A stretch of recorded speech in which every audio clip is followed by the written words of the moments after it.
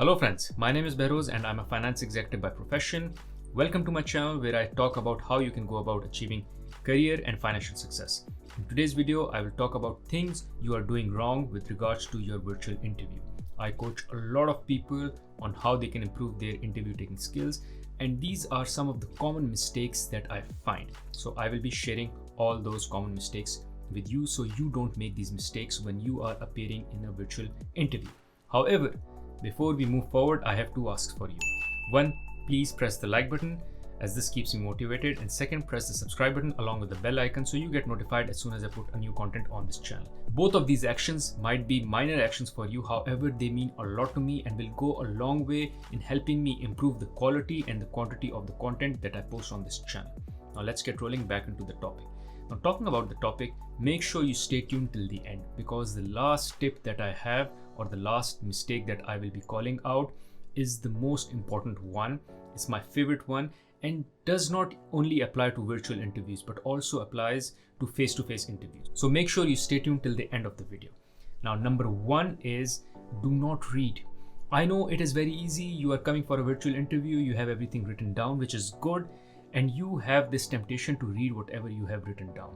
Because it's a virtual interview, you know that the interviewer may not be able to really figure out whether you're reading or not. And you have your screen in front of you, you're not looking down. You have the interviewer face or the camera half of the screen, and the other half is dedicated for you to read from whatever you've written. Also, there are certain apps which help you overlay whatever you have written on top of the screen. So you can see the interviewer still and still have your script overlaid on top of that particular screen. However, don't do this. Even if you think that it would be very easy for you to read, just don't do this. It comes out very unnatural. And the reason is that when you're reading, it's very difficult for you to bring out some of your personality in terms of as if you're having a conversation. When you're reading, you're not having a conversation. Just try it out. Make your spouse, your friend, your family members sit in front of you and just read out whatever you have to say through a script, and it will come out as very unnatural. However, try having a conversation, because when you have a conversation, there are like moments and you're kind of thinking about it, you're rolling your eyes and you're looking up, and when you're imagining, when you're sharing a story, there is certain expression that is coming out from your face, your body language, and the way you speak has some tonality to it. Like there are highs and there are lows, which you don't get when you're reading. So when you're reading, it becomes very difficult for the interviewer to really enjoy, because now the interviewer is not having a conversation. It is just you downloading on the interviewer whatever you have written.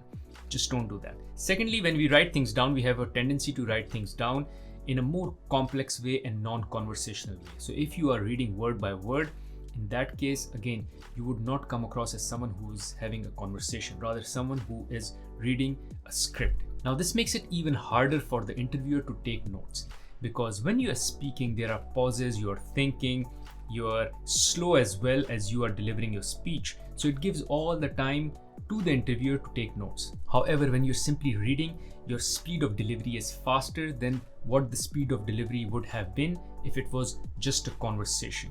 And hence you allow the interviewer more time to swallow what you're saying, follow, and then also be able to take notes. If the interviewer cannot follow and cannot take good notes, it would be very difficult for the interviewer to grade you later when they open their notes and they go like, I was hardly able to take any notes because I could not follow anything. Lastly, and it goes without saying, that if you are simply reading, you will leave a bad impression on the interviewer. The interviewer is here to judge you on your communication skills. This is what an interview is about. It is all about communication skills. And if you're simply reading and not communicating, in that case, you will leave a bad impression, and there are very bleak chances of you really acing the interview. Rather, I would say you have zero chance to ace that interview or clear that interview even. Now, the next mistake to avoid is logging in late. And what I mean by late is not logging in on the time of the interview. Rather, you should be logging in 5 to 10 minutes early. If you're not logging in 5 to 10 minutes early and exactly logging in on the time of the interview, my friend, I consider you late. So you have to log in 5 to 10 minutes early. The reason you want to do this is because you want to avoid any tech issues. So if there are any tech problems, you want to handle them in advance because you would know there are challenges and you fix them before the interview has started.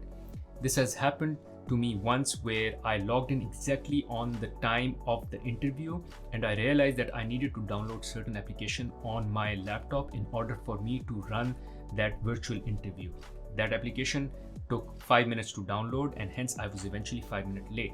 If I would have joined earlier, then I would have used that buffer time in order to download that particular application and then would have started that interview on time. There is no reason why you should join late, or there is no reason why you should not keep that 5 to 10 minute buffer. It is perfectly fine. You can just wait there for the interviewer to join. No one will judge you for this. Rather, they will not even know that you joined earlier. They will just join in and realize you're there and will start the interview. Now, number 3 is to avoid distractions. These distractions could be something in the background, or maybe you having your notifications turned on, or maybe it's your mobile which is just kept on the side and there are notifications which are showing up on the mobile. You may think that you are engrossed in the interview and you won't be bothered by any notifications coming in, but you are looking at your screen and suddenly there is a notification which pops up, and maybe it's your manager in your current role who is asking you to do something, and you start reading what they've written and now you're distracted. So turn off all notifications, turn off all applications, put your phone aside, and also make sure there are no distractions in your background. There is no noise. If your family is there, if your friends are there, ask them to either excuse the place for an hour so you can deliver the interview, or just be so super quiet and silent that you don't get distracted by any noise in the background and you don't get distracted by any notifications on your mobile, on your laptop. Just turn everything off. Another thing that also distracts a lot of people is seeing their own image. So if you see your own image on the side, because when you're presenting, there are at times you can also see your own video, there are good chances that you only keep looking at yourself and kind of wonder if you are delivering the speech in the right way, if you're looking okay and all. It is best to turn your self-image off and only view the interviewer so you remain focused on the interviewer as against getting distracted by your own image on the side. Now, on the same lines, the next thing to avoid is make sure that you don't have a messy background or you don't have any distractions in the background which may distract the interviewer.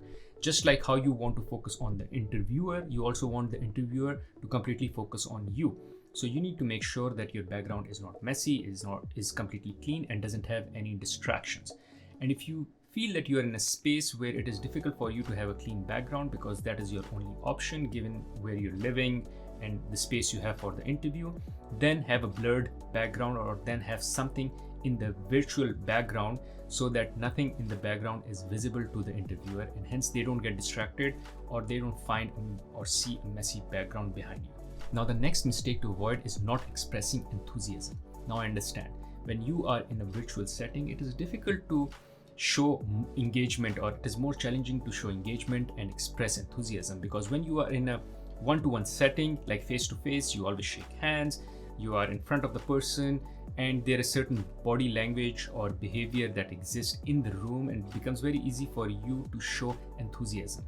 However, when you are in a virtual interview, you have to do or go an extra mile, which means that you have to make use of your hands, you have to make use of your smile and your eyes to deliver enthusiasm and the entire body language. Just for instance, the way I'm talking, for instance, if you're talking about a difficult project, you go like, there was a difficult challenge I had in my previous organization, and when I was working through it, I had my team working on it at one side and then I had my manager forcing me to do something different on the other side. And so make use of your hands, make use of your expression in order to deliver enthusiasm, because you are in a virtual setting and so is the interviewer. So in order for you to gain his or her attention, you have to show more activity in the video, and hence more enthusiasm should come out in the virtual interview by you using your body language and expressions, and also the tonality of the voice, highs and lows.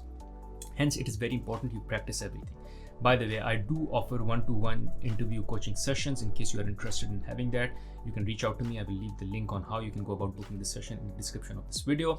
If you're interested in knowing what this session would look like, you can check it out here. I have a recorded session which I did with one of my followers and a coaching session I did, and I will leave the link here so you can have an idea as to what I will cover or what we can cover in the coaching session. Now, the last one, which is my favorite, and as I talked, it is not just limited to a virtual interview, but also could be practice or could be a mistake that we do in a face-to-face interview, is rushing to give an answer, which is going for speed.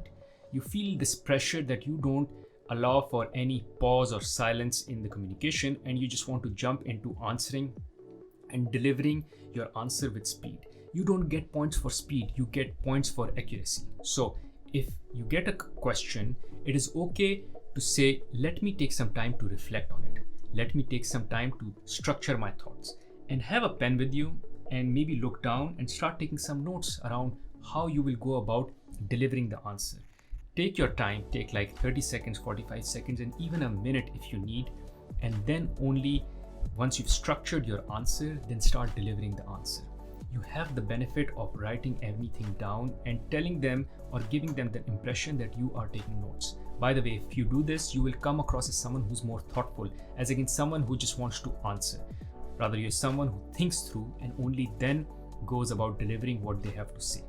This is one benefit, and second benefit is it will give you time to really think about the question and come up with the smart and the right answer, as against just blabbering whatever comes to your mind. Thank you guys for watching this video. Hopefully after watching this video, you have a better sense and idea on what are the mistakes that you need to avoid when going in a virtual interview.